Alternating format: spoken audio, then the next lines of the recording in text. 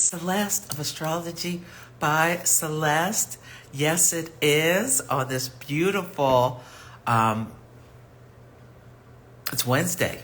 Beautiful Wednesday morning.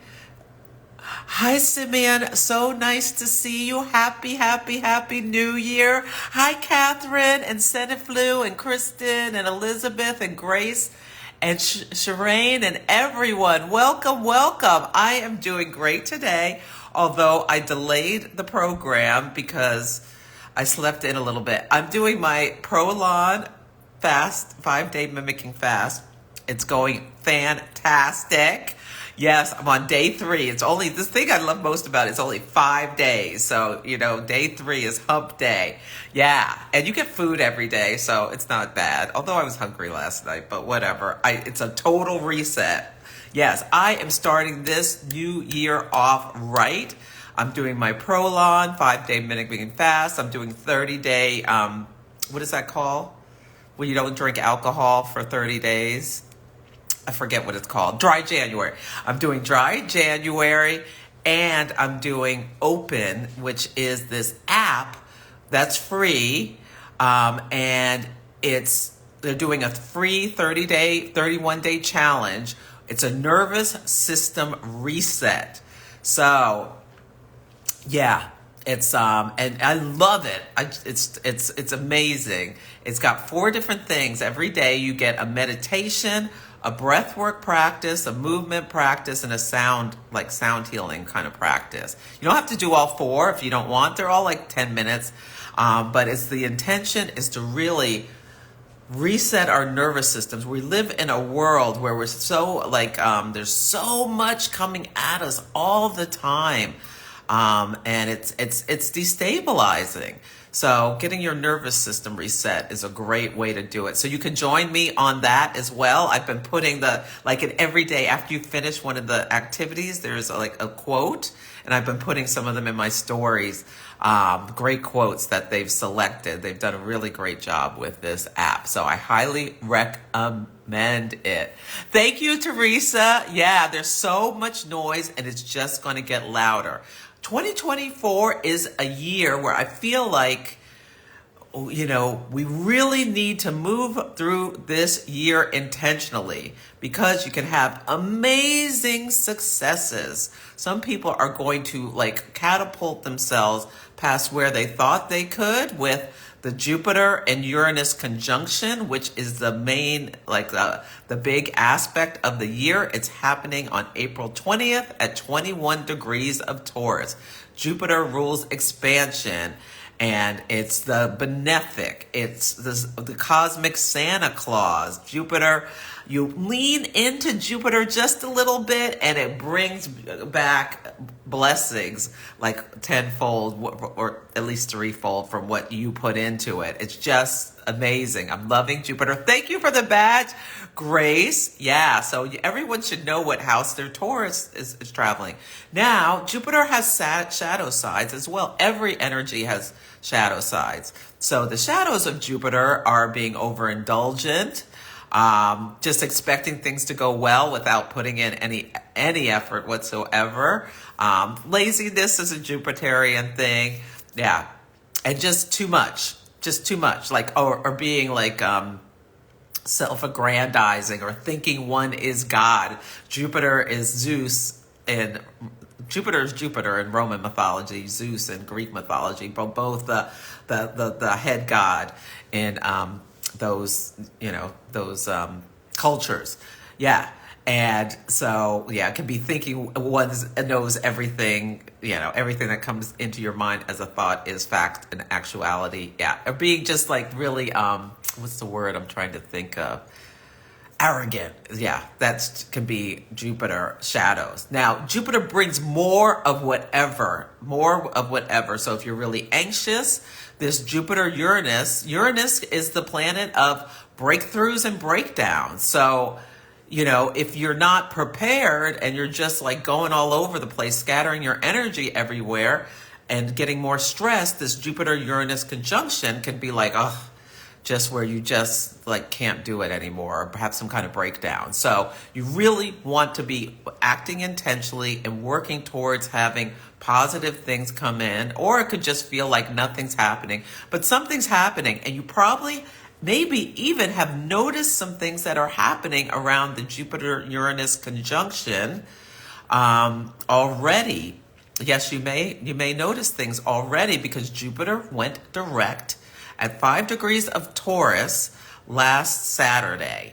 And I noticed, so Jupiter's in my 11th house. The 11th house rooms groups, friends, and organizations. So I know this is where I am focusing my energy on, like, and community, like doing things where I'm talking to the collective. Maybe I'll get my community group ready. I do monthly moon mastery workshops. I highly recommend, especially doing the Capricorn new moon. It's this Sunday at 12 p.m. Pacific time. You could either get one workshop, a pack of 4, or the whole year for a big discount. When you get the whole year, they're only $20 each. It's 13 of these new moon workshops where we intentionally could talk about what the energy of the new moon is, set intentions, and then have a worksheet guide to stick with it, to keep ourselves on track as much as we can.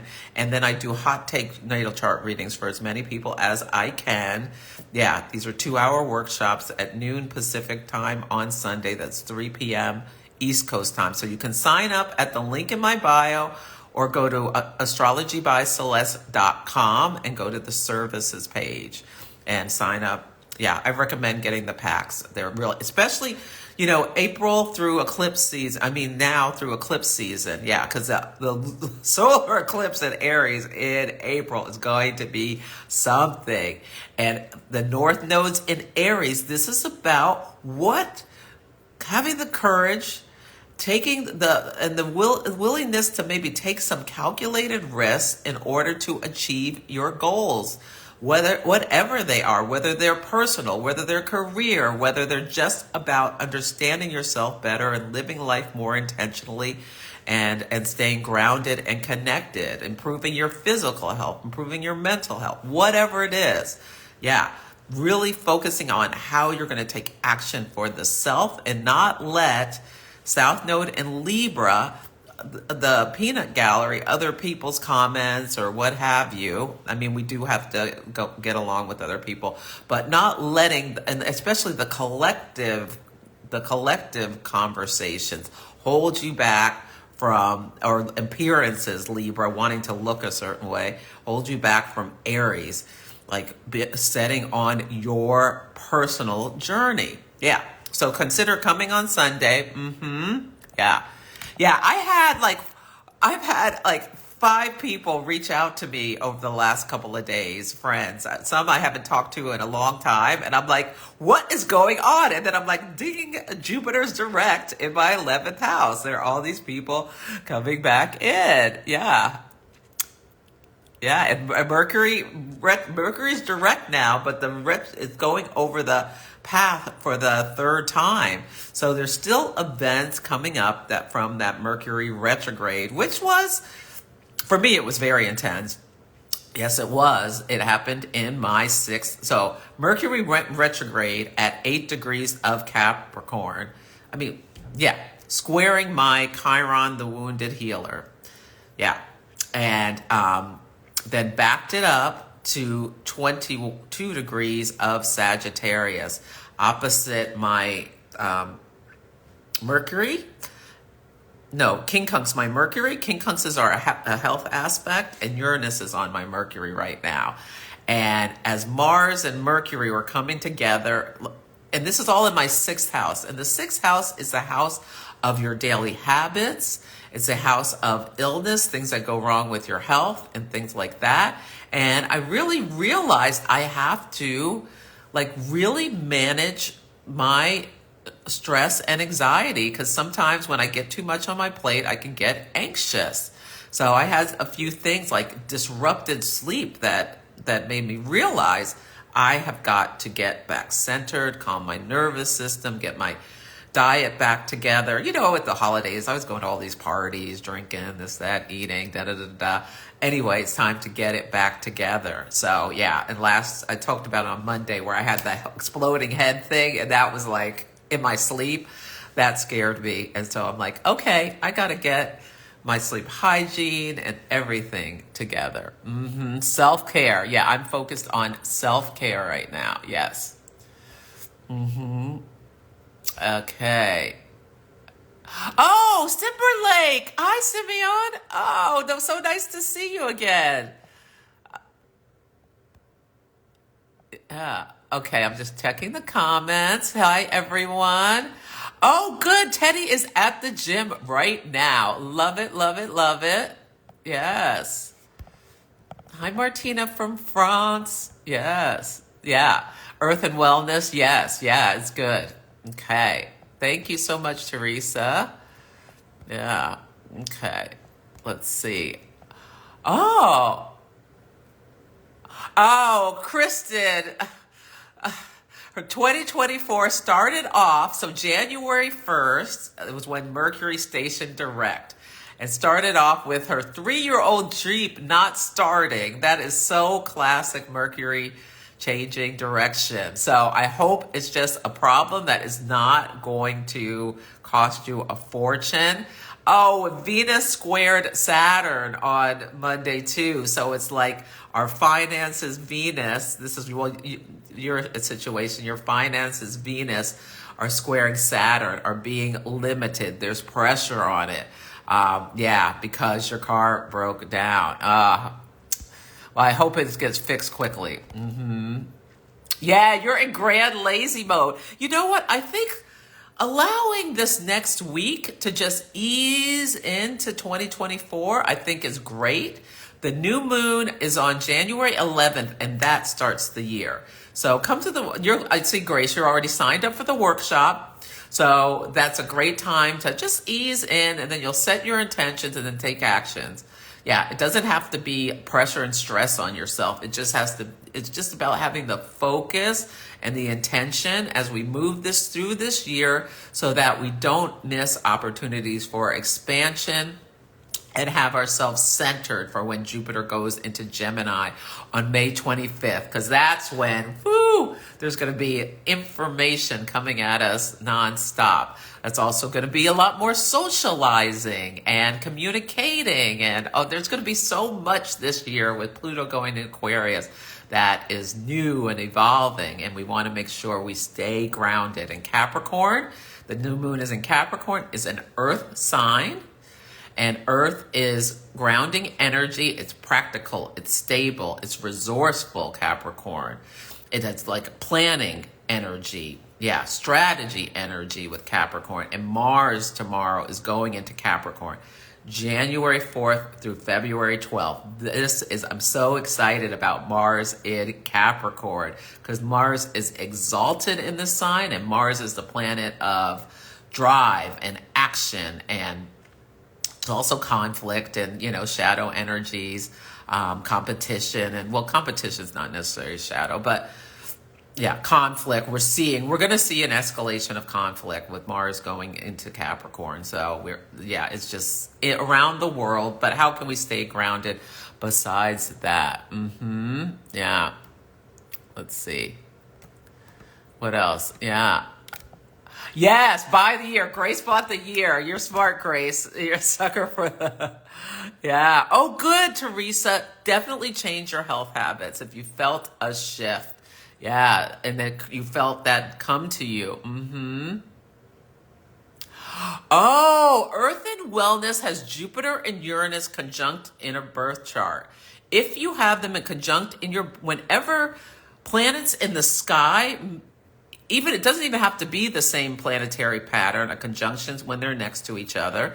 When planets in the sky make aspects and you have them in your chart, there is going to be a story in your life. And since you have the same pattern, there's definitely a story in your life, Earth and Wellness. With Jupiter and Uranus. I hope it's a really positive story about your growth. Yes. So even if you have Jupiter and Uranus square or sextile or in opposition in your natal chart, there is going to be a story for you when they come together as they come together on April 20th. They are moving together now. These aspects are not a single day events. It's building towards each other, but then there's a crescendo, and then it starts to fall away. Yeah, okay. Oh, yes, social media trolling. Yeah, yep, still in retrograde. Yep. Oh, you've got Saturn and Mars conjunct in your first house. Oh, okay. That's okay. Saturn and Mars are coming together at 14 degrees of Pisces on April something. So, Teresa, be aware. You have Mars and Saturn conjunct in your first house. They're coming together in the sign of Pisces in April. So there'll be a story for you. So if you're feeling like Mars and Saturn are the malefics that take away from life, so if you're feeling like you need to take action to do first house as a house of physical vitality, listen to that and get going. Especially, you'll start to feel something, I think, when they sextile. When Mars goes into Capricorn, it will sextile Saturn and Pisces, and this is amazing energy for manifesting earth and water, planting the seeds with the earth and the water to make them grow. Yeah, it's amazing. Okay, let's see.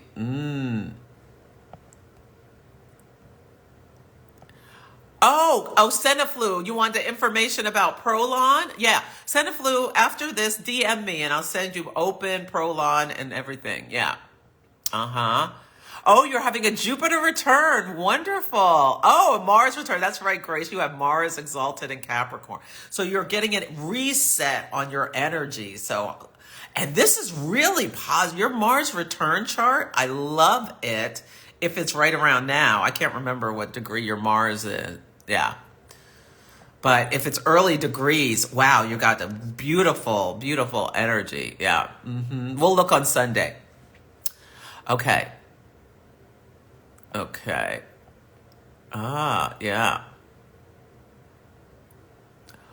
Ooh, Aaron Rodgers linked Jimmy Kimmel on the Jeffrey Epstein list. Well, that's a big story about the Mercury retrograde that we had, that the list of names about people who were hanging out with Jeffrey Epstein, his associates, this abuser, criminal, but very wealthy, and had an island where people were going to do all sorts of debauchery, including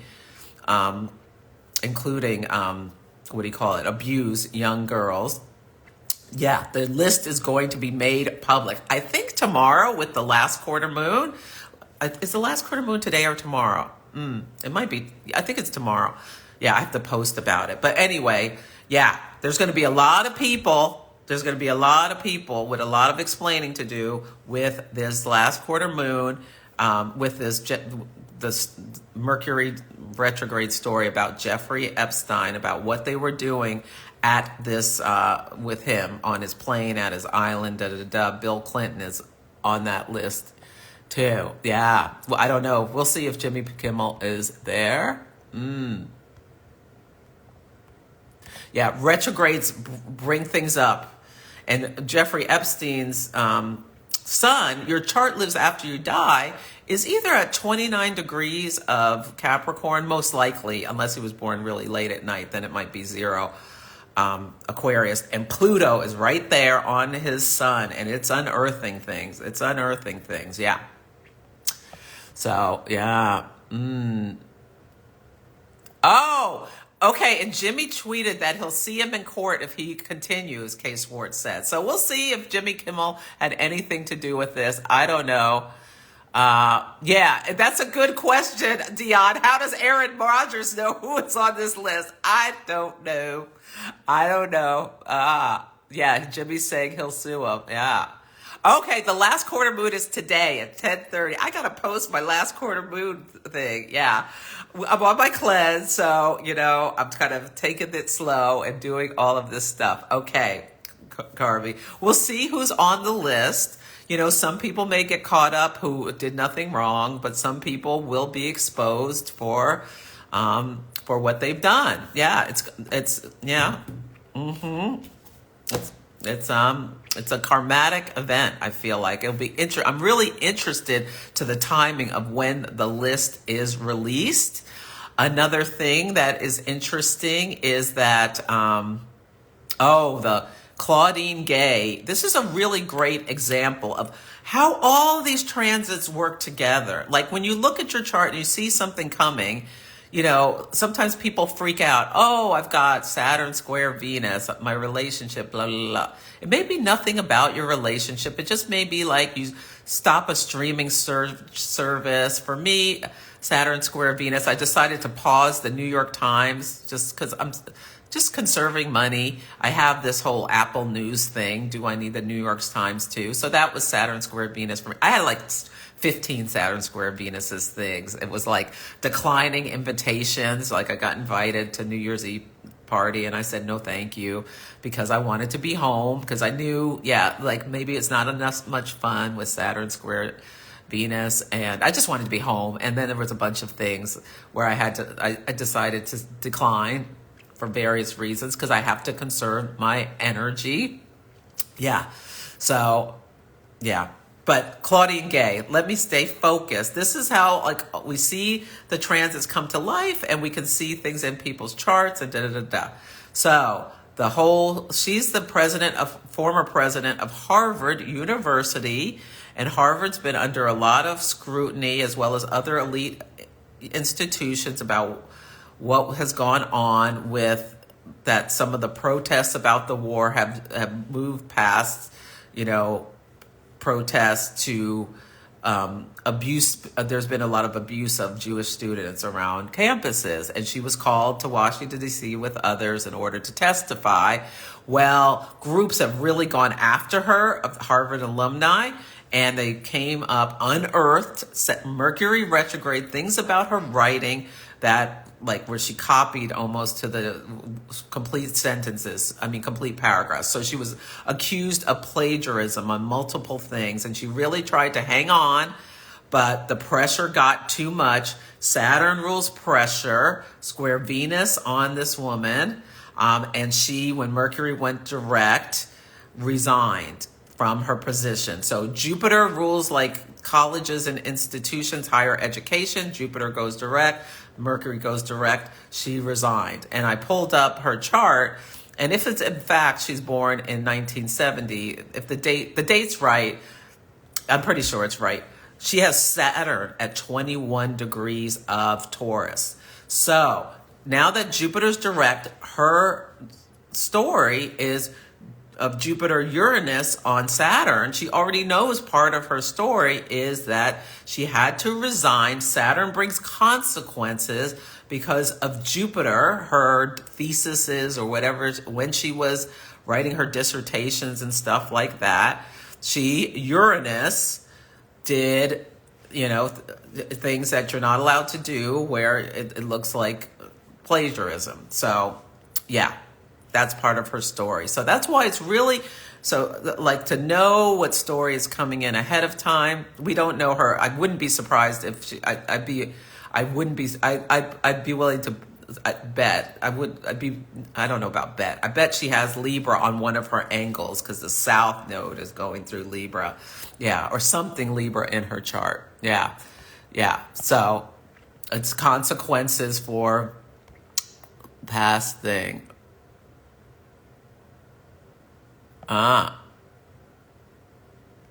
Okay.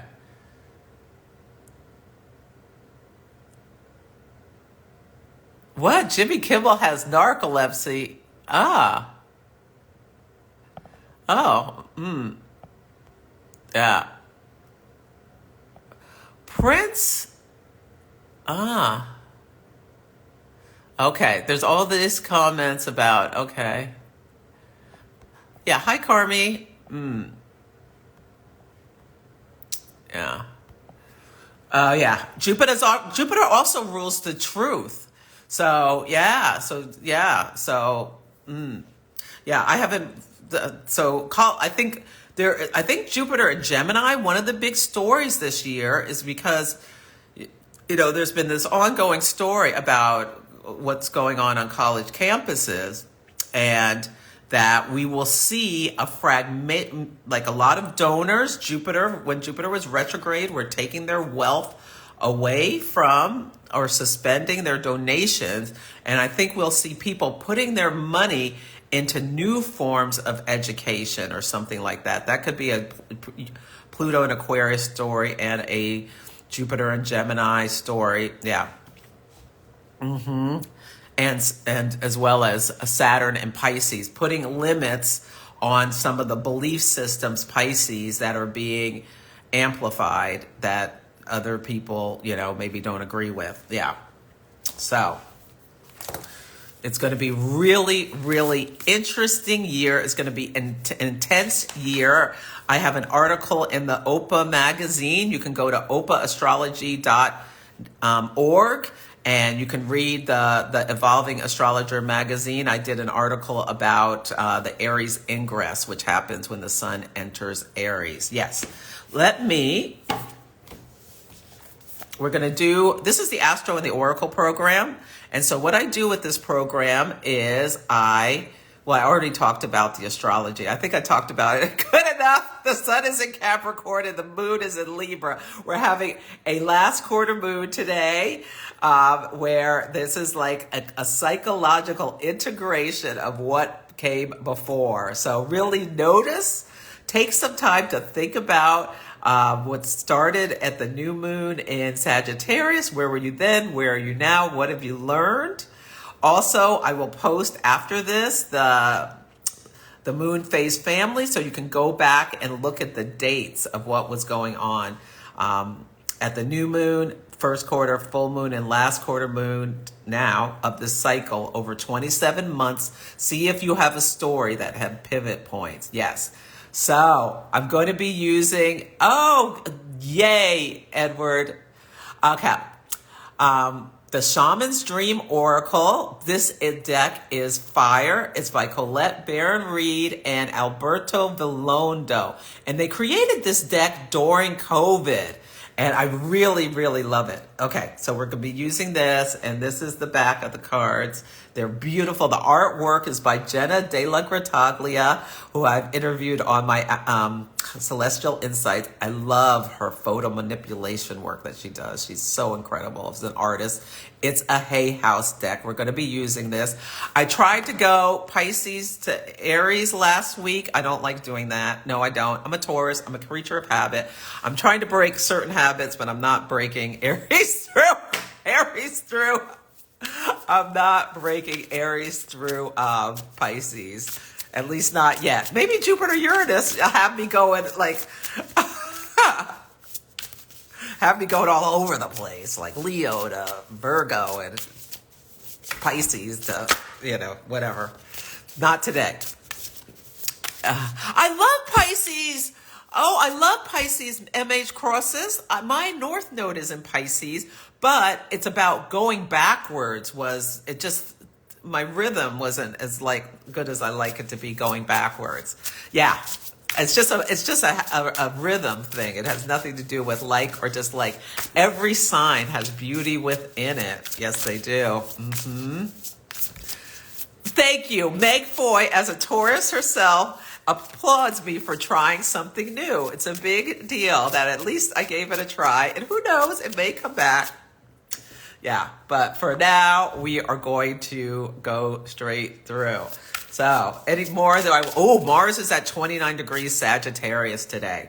So, when the 29th degree is the last anaretic degree of a sign where the energy is intensified, Mars conflict action, war. There's all sorts of news about in Iran. The Soleimani, I guess they have a remembrance for this general every year, and there was a terrorist attack there. The war yesterday expanded from just Israel killed a Hamas commander in Beirut. Yeah, so we're seeing like this escalation of violence. It's not unexpected with the North Node in Capricorn, North Node in Aries, the sign of conflict, and it's going to be, right now it's ruled by Mars in Sagittarius. Tomorrow it switches into Capricorn, and Mars in Capricorn will be ruling that North Node. So there can be an intensification of conflict amongst governments. So yeah, it's a lot. We've got Venus in Sagittarius and Mercury still in Sagittarius. So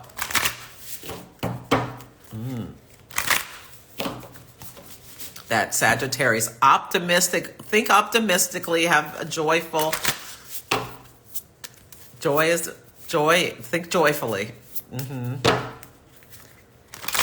As much as you can about what you can create in your own life this year. Yeah, that stabbing in Tokyo, that was, I think, Monday. That was the day Mercury stationed direct Venus square Saturn.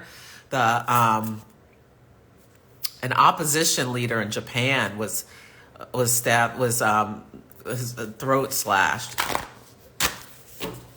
Yeah, I don't know his chart information. Yeah, I saw there was an earthquake in Queens yesterday. I'm really nervous about all of these earthquakes living in California, and Uranus is the planet of earthquakes. And this is a great example. I have Japan's chart. I'll just do this really quickly.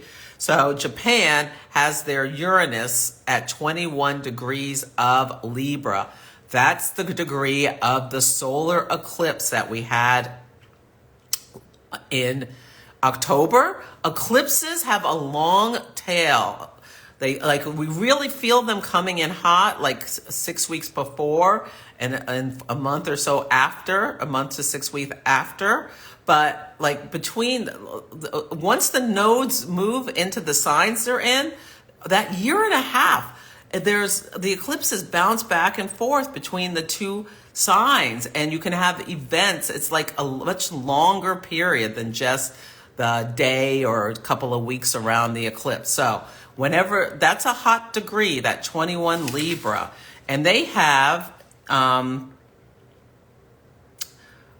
Neptune is in the sky is on their Mars and Pisces to the degree on the day of the earthquakes, which triggered a tsunami warning. Pluto is at the top of their chart, near their midheaven. Pluto rules massive transformations, mass catastrophes, right at the top of their chart right now. And they're a Taurus rising. It happened on January 1st, the day Mercury went direct and Venus squared Saturn. And they have Mercury, where's their Mercury? Mercury at 0 Pisces, and Mercury and Saturn is right there, like at 3 Pisces. Yeah, there's all these things going on in their chart where you can see the timing of the earthquake. And the North Node on their Vesta. Vesta rules home, and Vesta has connotations that have to do with the home, and a lot of homes were destroyed. Yeah, and their moon. This is what I was going to say. Okay, Neptune is on their Mars, squaring their moon in Gemini right now. So there's all these things going on, and they're a Taurus rising, so that means Venus rules their chart, and Saturn was squaring Venus at the time. There are all these things in their chart that speak to the timing of the earthquake. Yeah. And they've had like hundreds of little earthquakes there. Yeah. So, yeah, and right now, the South Node is on their Uranus. So the eclipse was there in October, and so 21 Libra is a hot degree for all of us, but they have a planet there, Uranus, which rules earthquakes, and now the South Node is at 21 degrees of Libra. So coming to activate, and the South Node is a cosmic drain, so coming to activate their Uranus. And they had this huge earthquake. So lots of people are probably having experiences who have stuff around 21 of the cardinal signs experiencing things. Okay, like, so you think you can dance. I talked about that, Nigel Lithgow and Paula Abdul on Monday. Let me get to these cards. I can just go on and on about the astrology forever. These are my favorite things to do. I love doing my Instagram lives and my workshops and my teaching. Those are the things I love doing. I love interacting with people. Yeah, I have my sun in the 11th house. Yes. Oh, the U.S. and the Pluto return. Yeah, there's a lot going on in the U.S. Oh, yeah, the plane crash into Japan. That was a Mercury retrograde. Yeah, there was a plane crash in Japan. So they've got these bunch of things. Let's see what else goes on in Japan. That Uranus rules aviation as well. Mercury stationing is a time when there's plane stuff. Yeah. We'll see look for at news in Japan. Think about Uranus. Think about Uranus being, and then think about Neptune on their Mars squaring their moon. Yeah. Okay. Like I could see them having like some big cyber thing coming up with Mars. Yeah, coming up in the next month or two. Okay. I'm going to try to stay focused now. Okay. Yeah. So the last of my announcements, come check out my new moon workshop. And Sunday is going to be really good to set intentions for the Capricorn new moon. Don't let it pass you by, the Capricorn new moon. Come get a reading if you'd like to work with me directly. Yeah, you can go get that, astrologybyceleste.com. And you can just come in person, or you can do Ask Me Anything, where I just record a little video, or we come on Zoom. Okay.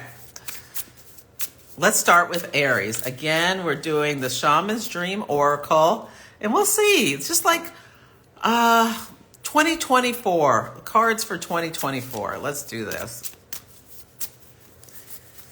Aries, what is something you should think about as an just keep in mind for 2024 for you? Jeweled web, connectivity, Aries. Yeah, everyone is interrelated. And Aries, the North Node is in your sign. This is an important year for you. The North Node is an amplifier. It brings growth and opportunities. Yeah, and then we're going to have a solar eclipse on April 8th in Aries at 19 degrees of Aries. So look to there where that's in your chart. Eclipses bring new beginnings, and like unexpected things can come in. This is a really important eclipse coming up. Yes, it is. And so, yeah, let me read this. So I love this book. It gives you a bunch of keywords. The cards are all read upright, but each card gives you like how the high road and the shadows of the energy is. Connectivity, no separation, the feeling state. Approaching any oracle requires you to come in with certain expectations. You're either looking for confirmation of what you already know or attempting to shed light on what eludes you on the obvious path you're on. You're asking whether you will reach a desired goal of some kind. You're rarely able to see beyond memory or projection. That is so true. See beyond memory or projection. And with the North Node in your sign, there's possibilities of things coming in that aren't even in your conscious awareness because you're in your growth cycle. The North Node transits your sign, whether you're a sun, moon, or rising, every 12 years. Every 18 and a half years. Where am I? Sorry. I'm on my cleanse. Every 18 and a half years. So these are things that are cycles that are continuing through our life, but they're not happening very often. But there is this portal for you. And so naturally, everyone comes to the Oracle with a narrow perception of what is possible. Imagine that the answer to your question is not about landing at a particular destination, meeting a goal, connecting to a special lover, reaching an end game, or experiencing anything specific. Instead, you discover a shimmering web of jewels you did not even know existed. This is so perfect with Aries. There is a shimmering web of jewels available out there for you if you're, I love it. The world is interconnected in a web of energy. It isn't possible to know how any of it works, but know this, that what is in your highest good is a sparkling jewel that lights up for you among this web of possibilities. You just need to know how you want to feel and choose this consciously. So Aries, whether you are a sun, a moon, or a rising, think about how do I want to feel? And I'm an Aries moon, so I'm really taking this in. How I want to feel this year. I know I want to feel calm. I want to feel centered. I want to feel love and abundance. And I want to feel successful. These are the things I want to feel this year.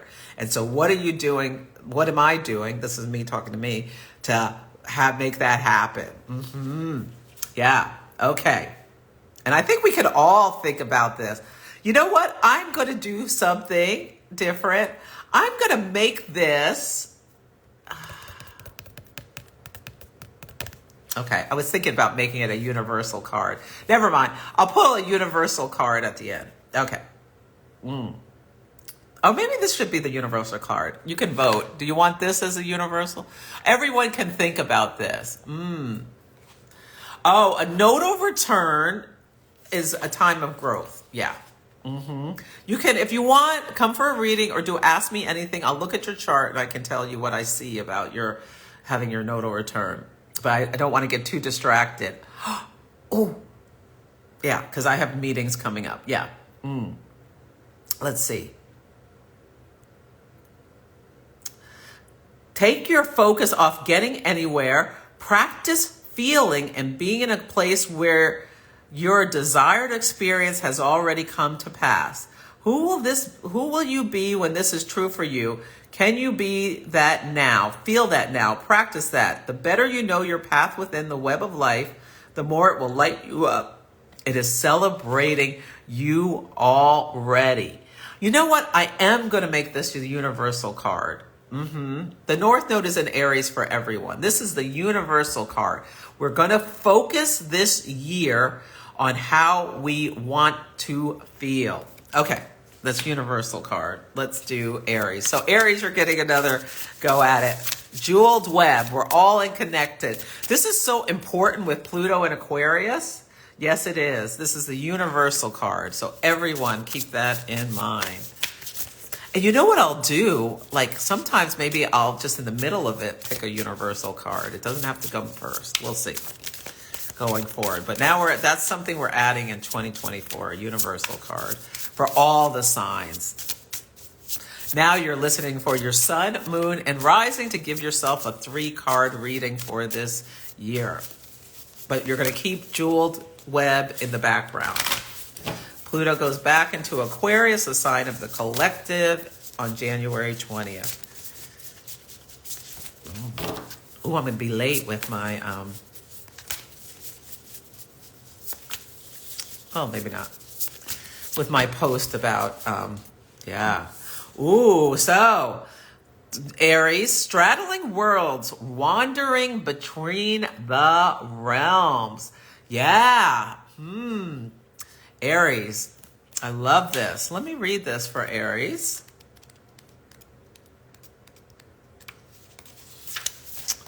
Being comfortable in 2 states, wandering between realms in reinvention.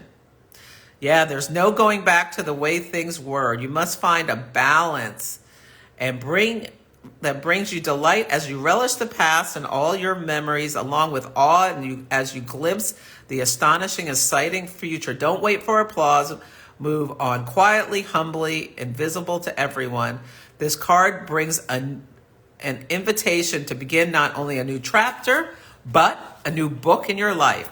The North Node, the North Node can bring all kinds of changes. This eclipse in April is in Aries conjunct Chiron, the wounded healer. There's such opportunity for healing old wounds, old trauma, moving forward with growth. So think about how you straddle worlds. This to me brings about code switching. Like when we go to work versus when we're at home versus when we're friends, we are always straddling different worlds. There's a podcast about like racial code switching called Code Switch by NPR that talks about, when people of color have to code switch for where they are. Code switch just in general.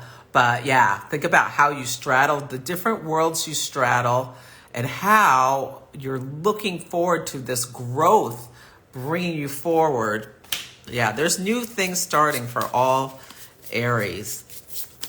And you can think about, how much of a newness do you want? Like when the North Node, when I had an eclipse to my sun, my big thing was I started my podcast, the Celestial Insights podcast, which is available wherever you listen to podcasts. And now, it's growing and growing steadily. And I run into people who oh my God, a friend of mine ran into this guy who hosts TED Talks for a city who actually listens to my podcast. And who knows, maybe in 2025, I'll be doing a TED Talk. It's not even on my radar of something to do. We'll see if we can make it work. And he loves my podcast. And this is wild. Okay. Ooh. So, Taurus, repairing the veil. Forgiveness. Oh, I love this. This is good for me. Can you just practice forgiveness? And I want us to, this is so perfect for Taurus with Jupiter in our sign. So if you're Taurus sun, whether you're a Taurus sun, moon, or rising, Jupiter brings abundance. And sometimes when good things happen to us, we can feel like, do I really deserve this because of X, Y, and Z I've done that's not great, maybe even 10, 15, 20 years ago. So can you forgive yourself of anything that, from the past, heal old trauma? If you're really mad at someone else, can you think about ways on how you can let go of, and maybe even forgiving someone does not mean forgetting what they did.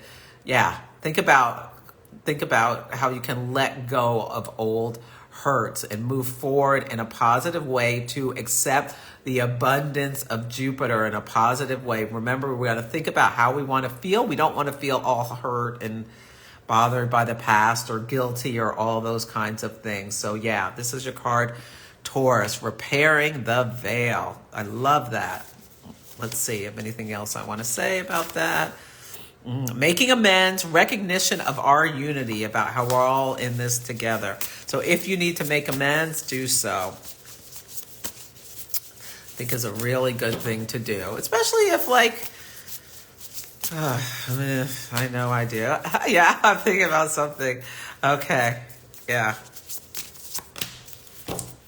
Ooh, for Gemini, benefactor, grace and generosity. So for Geminis, I want you to be getting prepared for Jupiter coming into your sign. Jupiter switches from Taurus to Gemini on May 25th.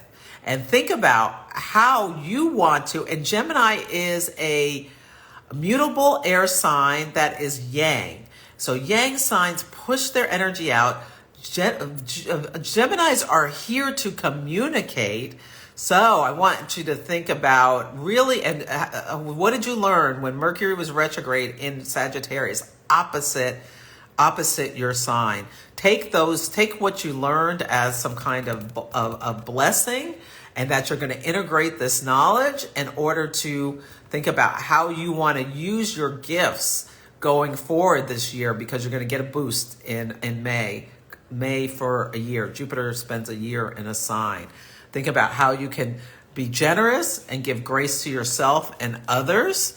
I love that. Oh, look how cute. It's a little mouse with a crown on. I feel like the crown is Jupiter is coming. So preparing for this wonderful event.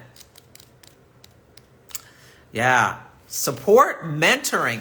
Do you need a mentor, or do you want to mentor someone else? Think about that. Think about that, Gemini.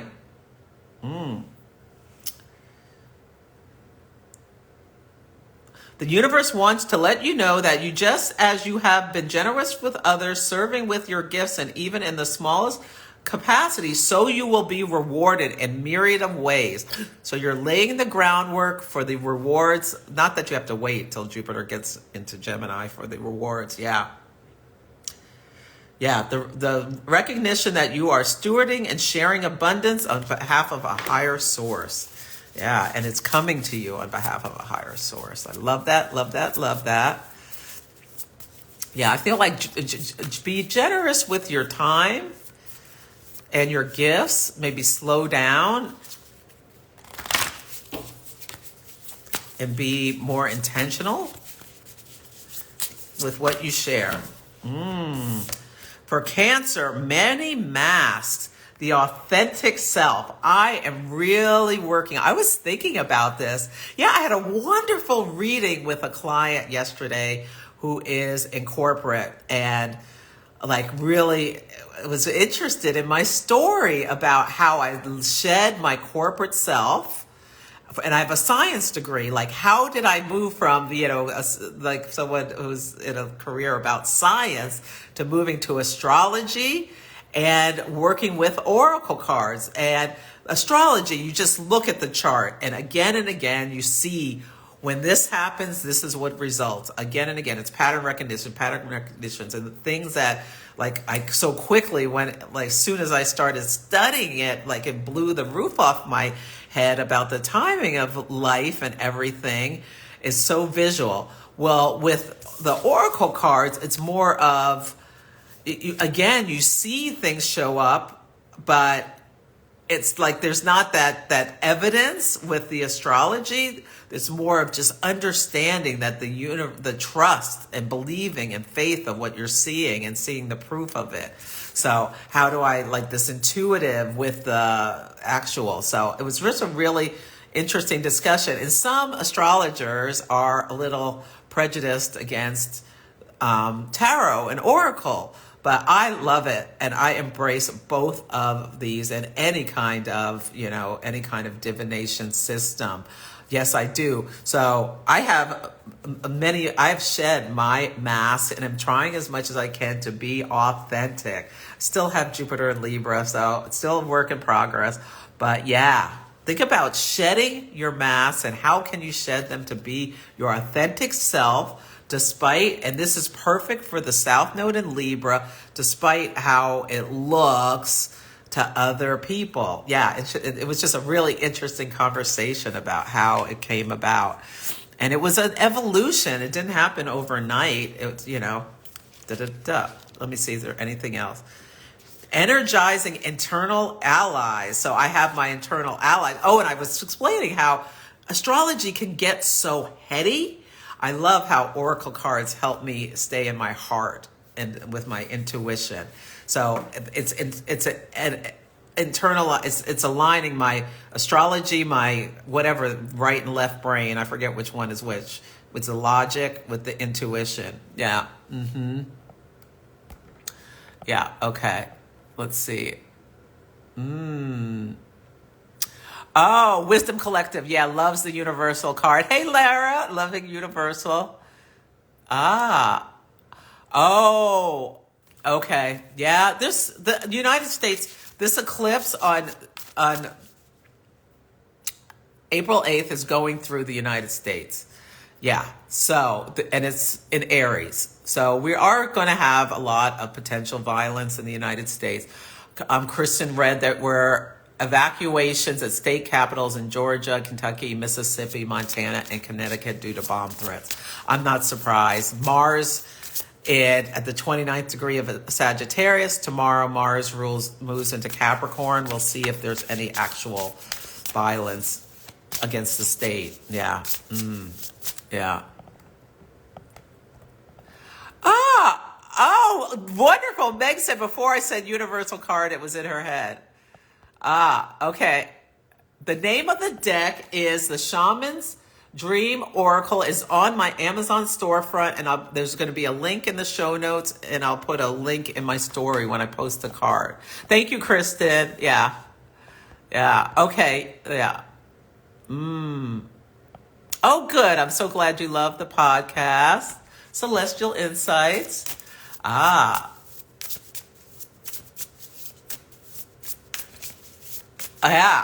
I love it. We'll see if I... Oh, Jupiter does not hate you, Kristen. No, it does not. Okay. Ooh, okay. Hi, Ben. Yeah, let me try to just catch. Hi, Jasmina. Jasmina is a wonderful astrologer who does great interviews.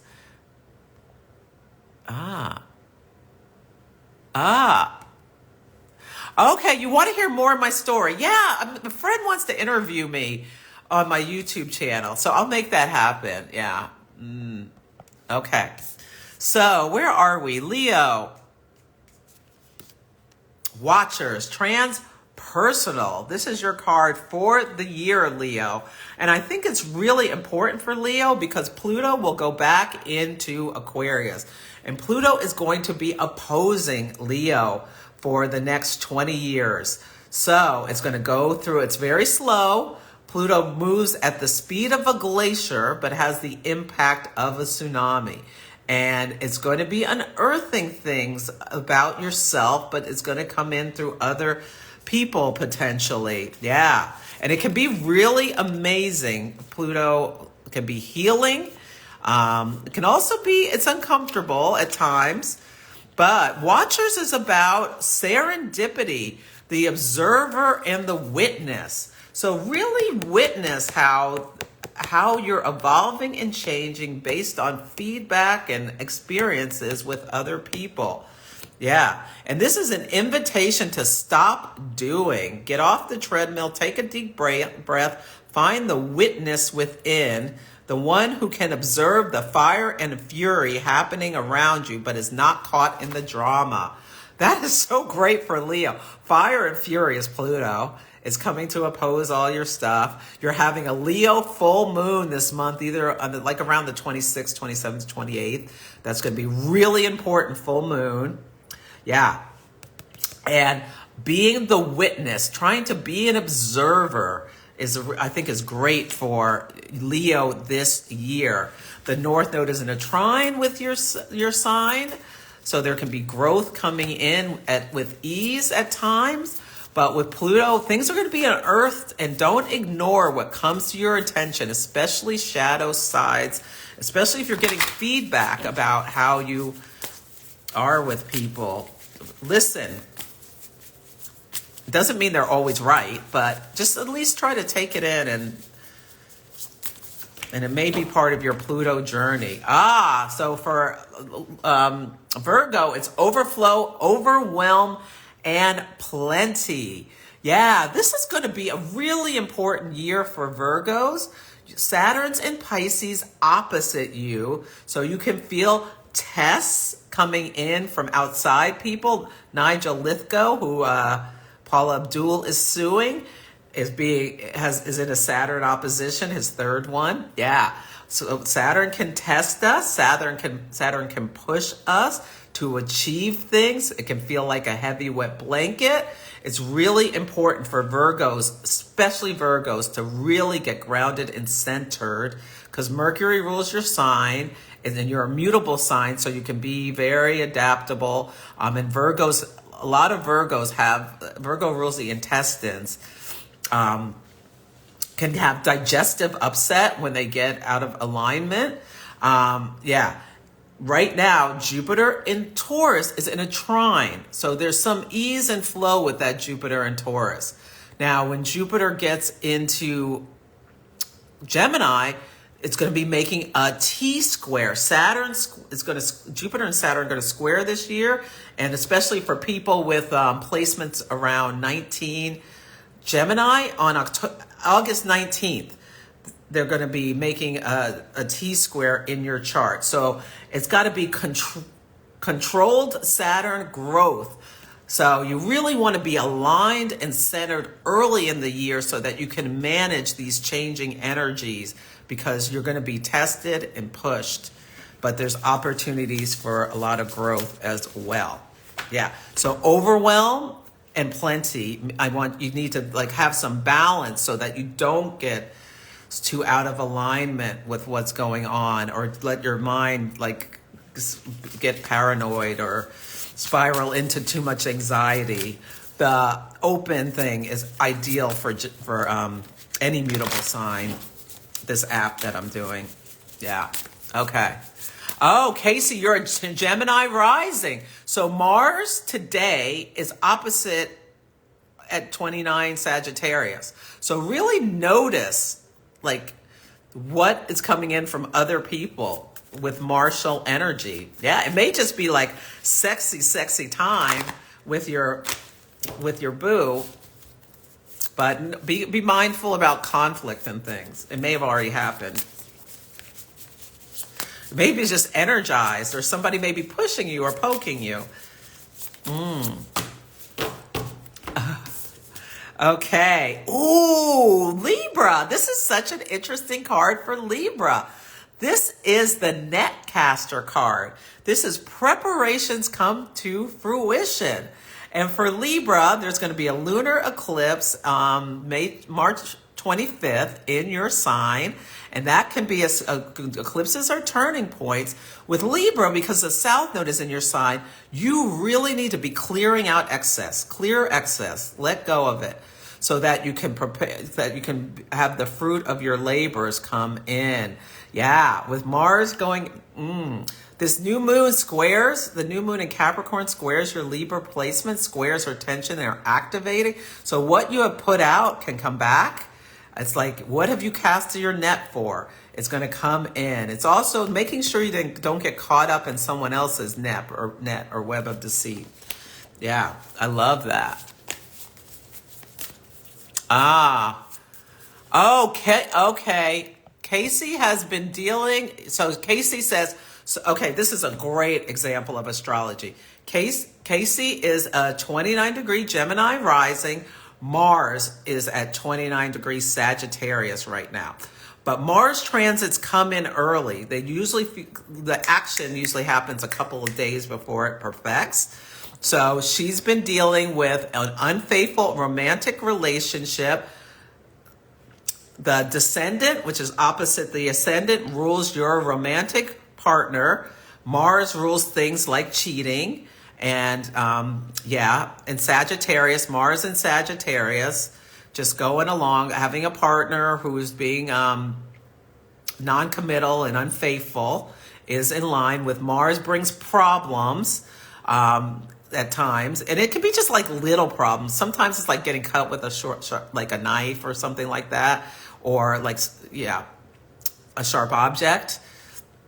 But sometimes it's horrible things like this about having an unfaithful partner and bullying coworkers. Yeah.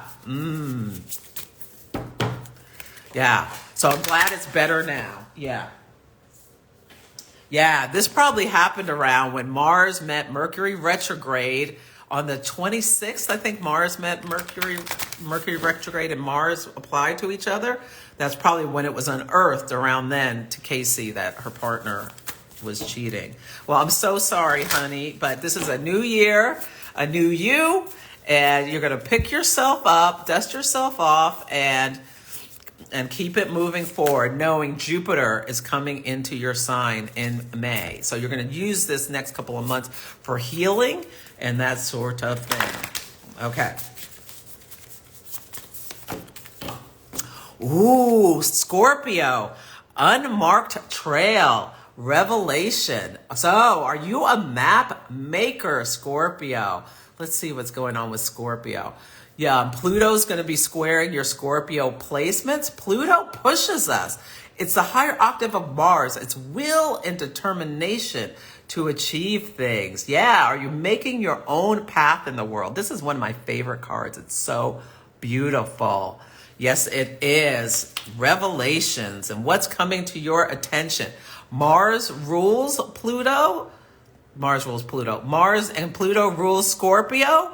And Mars going into the sign of exaltation, Capricorn, is in a sextile with your Scorpio placements. That is amazing energy to have your chart ruler in a sextile with your placements and in a place where it's really good. You can be really strategic, Scorpio, about what actions you want to take. I love it. An unprecedented experience, discovery, revelation. You are called to embark on a sacred journey.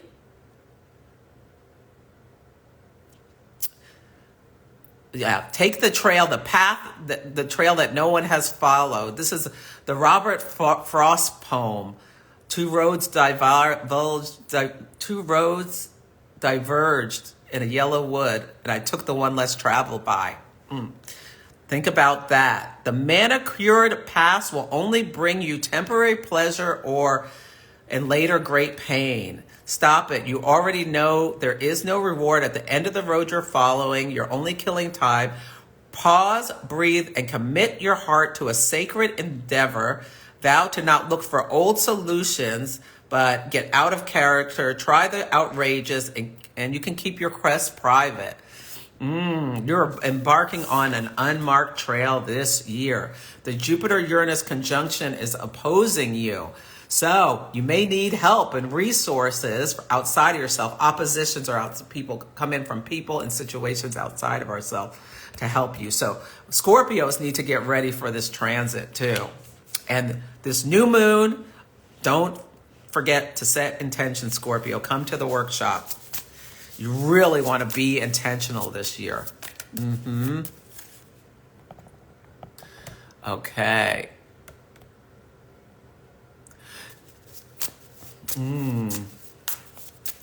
So Elizabeth said Leos may be having a rough shakeup. Yes, some Leos will, but I think the Venus retrograde in Leo helped prepare some Leos about getting ready for the fullness of Pluto in Aquarius, opposing them.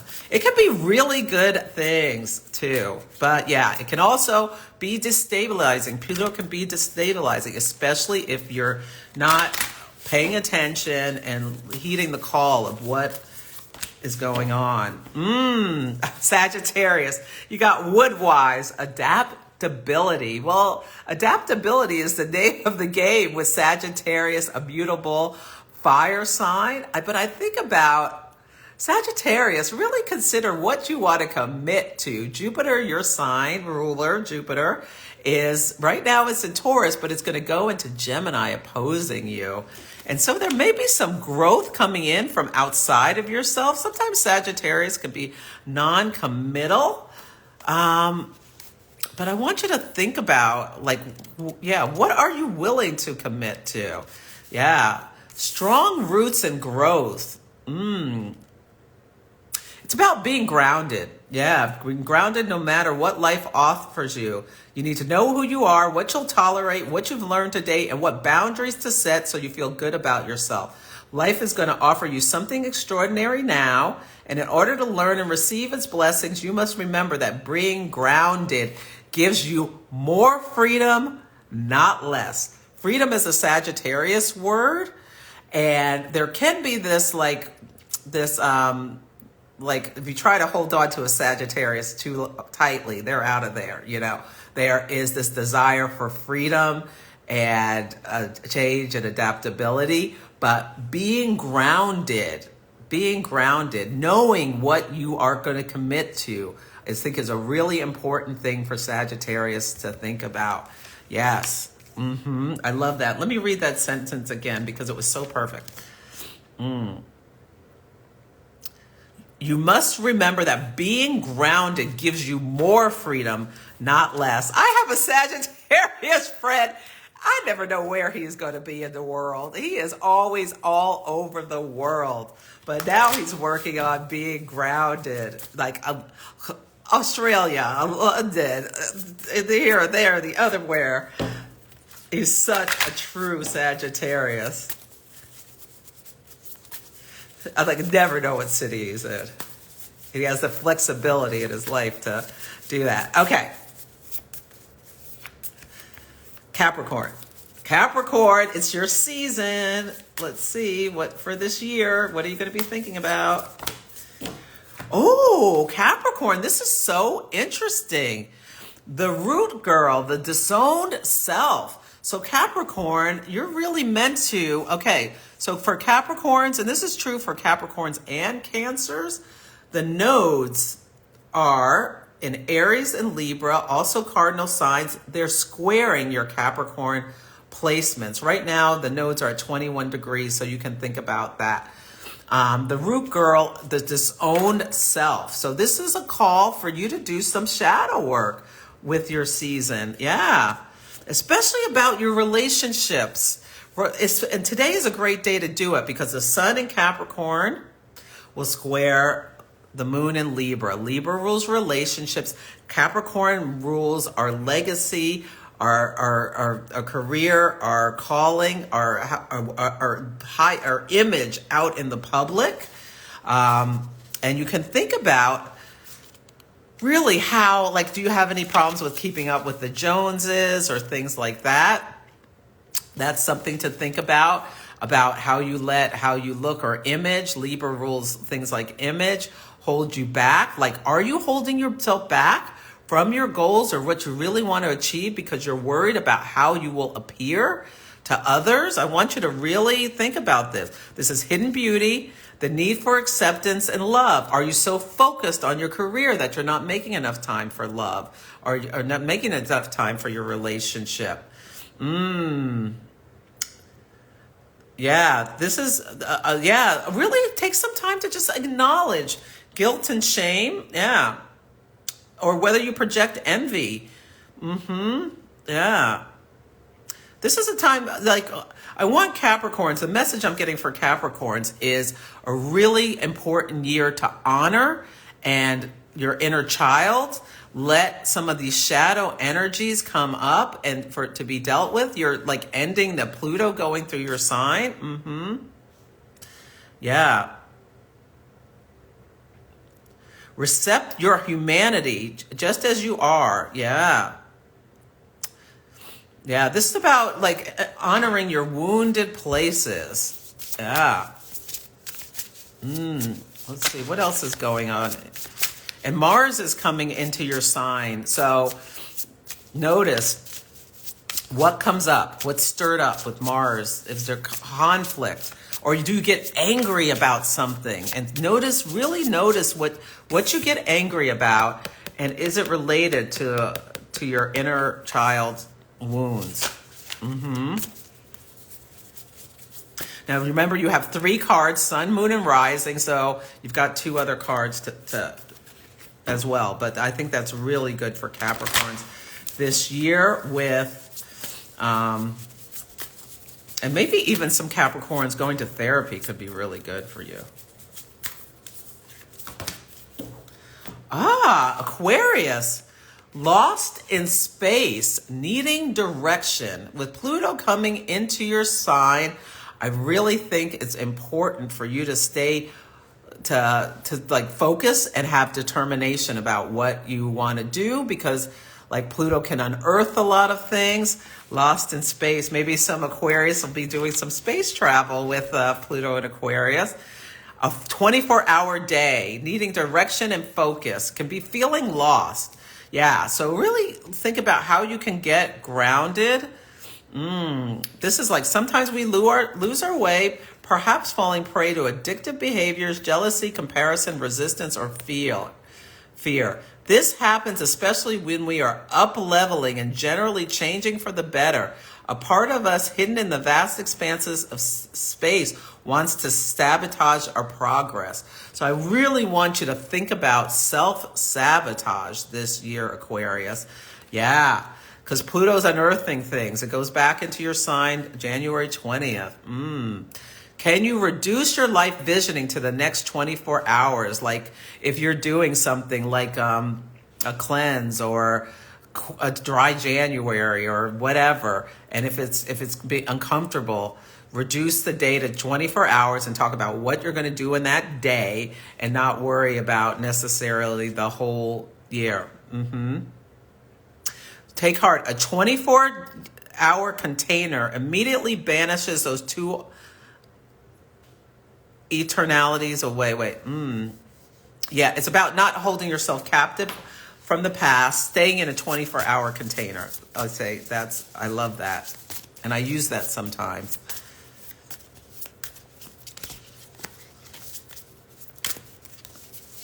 Okay, I'm not going to worry about what happened last week or what I want to do next week. I'm going to focus on what I need to do today.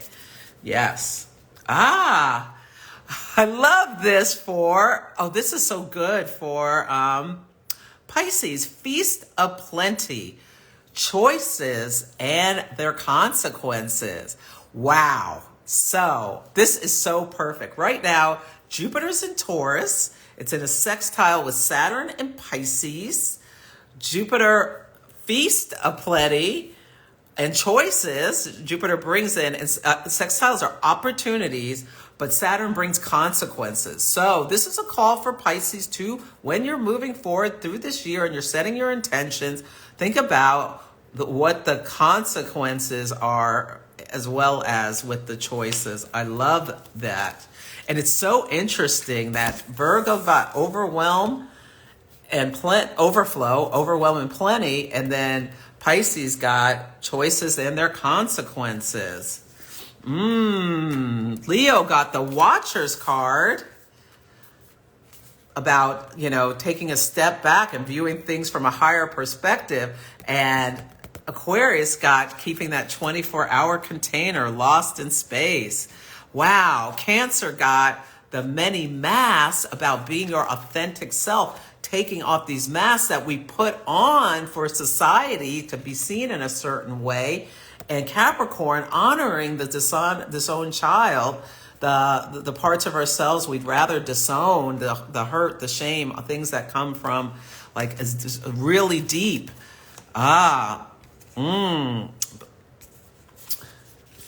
Benefactor for Gemini about grace and generosity, and Woodwise being adaptable for Sagittarius, but knowing that staying grounded is part of being free and fancy free. Yeah, I love that. Repairing the veil for Taurus about forgiveness for past whatever, make amends, and then Scorpio set off on the unmarked trail. The map, be a map maker, make your own map, chart your own journey rather than follow from what's happened before. Yeah. And then Aries and Libra, knowing you're wandering between realms, straddling worlds, letting go, code switching, letting go, just honoring where you are and where you've been, and knowing that the North Node is in your sign. There's going to be all kinds of growth and things. And the netcaster, preparations come through fruition. If you cast your net, the eclipses are in these two signs. So there's a lot of straddling worlds. So what came before, but what came after. When you have an eclipse, you walk through a door, you turn around, there's a wall. Yeah, and it's a time that eclipse means can be risen up or knocked out. Yeah, so preparations come through fruition. So really paying attention and honoring that, you're wandering between realms. But for all of us, jeweled connectivity. Yes, they were all interwoven. Pluto and Aquarius, we're going to be feeling a lot about how we're all part of a collective, and the ship rises and falls together with the water crisis, Saturn and Pisces, the climate crisis, Uranus and Taurus, Pluto and Aquarius bring all this massive change in terms of technology. We're in a really big time of life. Neptune's in Pisces. Can you trust in the unseen, the seen and the unseen? Can you have faith? Yeah. Can you have faith? I think is a really big call. Yeah. Okay. Let me see. Yeah. So Meg had to cut out a friend who was a Leo, who was a low version of themselves. Yeah. Who was, okay. Yeah. You're going to come out stronger, better for the other side. Very happy. Yes. Many masks. This is about being your authentic self. Yeah, that Robert Frost poem, Two Roads Diverge in a yellow, Two Roads Diverge. Yeah, I love that. That's one of my favorite poems. Yeah. If you're 14 years old, wait, the yangs, you're asking about yang. So yang and yin, their signs are either yang and yin. Fire and air are yang. They push the energy out. Earth and water are yin. They more pull the energy in. Yeah. Ooh, good. Okay. Oh, yeah, your desire for adventure, Meg, comes from your Sagittarius. Definitely. Adventure and freedom. Oh, good, Cork Rosie. You saw me on Jay Nicole's event. Yes, that was so wonderful. Yesterday I spoke for Jay Nicole. She's having a 10-day manifestation. You can join. Go to the link in my bio and still sign up. Yeah.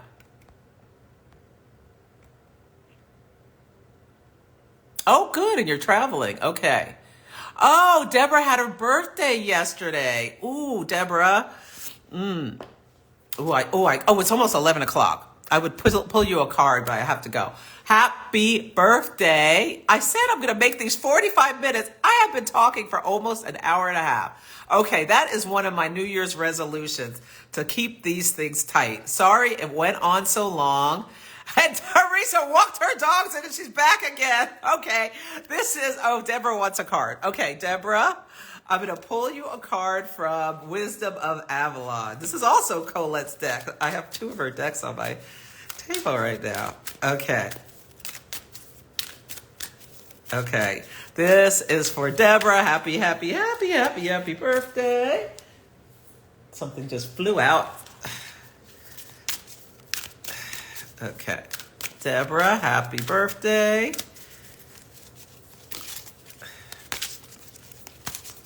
I can't believe this. I'm still talking. The Grail Knight, romance, illusion, seeking the sacred. This is for your birthday card. Ooh, the Grail Knight. This feels like King of Cups or Knight of Cups. Let's see. Romance and seeking that all are sacred. Pay attention to a male figure who's romantic. In the beginning of all relationships, there's a time when everything is perfect. One seeks out the discovery of love and the treasures of the others, all while holding up a mirror in which beauty and perfection are reflected.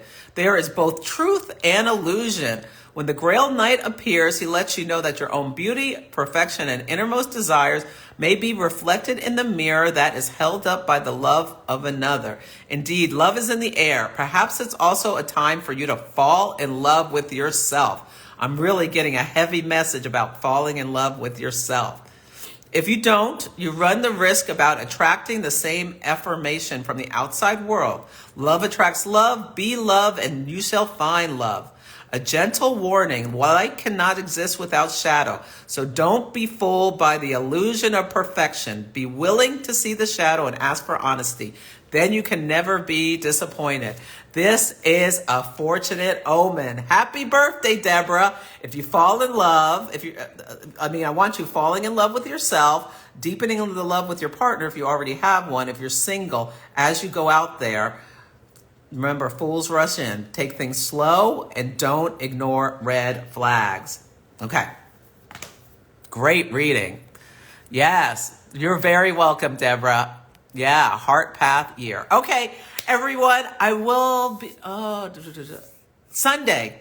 Come to the workshop on Sunday. I do readings. We talk about the new moon and all of those things. Go to the link in my bio. Happy New Year and take good care. I will post a picture and a link to, if you want to get this beautiful deck, Shaman's Dream Oracle for yourself, in the show notes, as well as I'll put in the up the Open app. I'm loving this about, and I'll also put my Prolon thing in my stories about doing the reset for the new year. Okay, take good care.